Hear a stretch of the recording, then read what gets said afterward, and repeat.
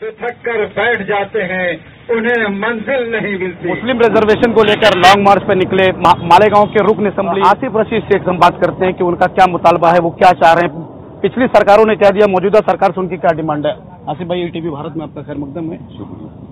ये बताएं कि आपको मुस्लिम रिजर्वेशन को लेकर आप 5 साल पहले भी निकले हुए थे इसी तरह।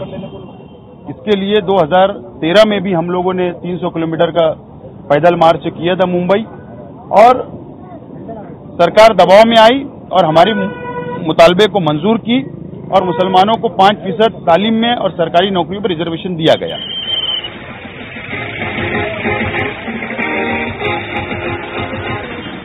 सरकार तब्दील हो गई, भारतीय जनता पार्टी की सरकार आई। अफसोस इस बात का होता है कि पहले ही असेंबली सेशन में नागपुर में ये सरकार का पहला अधिवेशन था, उसमें हमारे मराठा भाइयों को रिजर्वेशन का बिल पेश किया जाता, जो अध्यादेश निकला था, जो जीआर निकला था, वो लैप्स नहीं होना चाहिए, बिल पेश कर दिया जाता है। उस वक्त तो भी मुस्लिम अराकीन और हम लोगों ने मिलकर ये बात का मुतालबा किया कि आप वो भी बिल पेश कर दीजिए, लेकिन उन्होंने कहा कि मजहब की बुनियाद के ऊपर मुसलमानों को रिजर्वेशन नहीं मिलेगा, जबकि फूलों के हार थे। लेकिन सरकार ने नाइंसाफी की, सरकार ने भेदभाव किया, और इन 4.5 सालों में हम लोगों ने असेंबली में भी आवाज उठाई, हम लोगों ने एहतजाज भी किया, लेकिन सरकार सुनने के लिए तैयार नहीं है।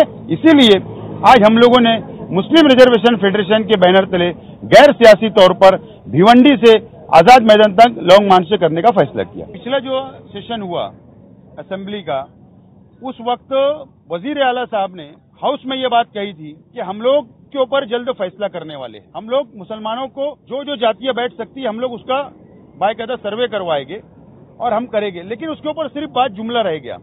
जैसा वो बाहर जुमला देते वो अंदर हाउस में भी जुमला रह गया, तो हम लोग वही याद दहानी कराने के लिए जा रहे हैं। कांग्रेस ने 70 साल में मुसलमानों को रिजर्वेशन नहीं दिया, लास्ट मोमेंट पे चुनाव के साल में आपको रिजर्वेशन देकर जो झुंझुना दिया था, उसको आप किस नजरिए से देखते हैं?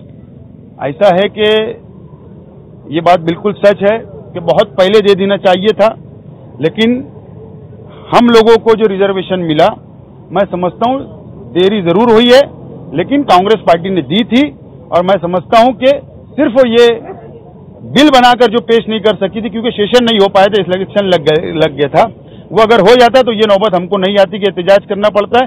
बहरहाल आज सब लोगों को इस बात का एहसास हो चुका है, सभी पार्टियों को, इंशाल्लाह सब मिलकर लड़ेंगे और हम लोग लेके रहेंगे।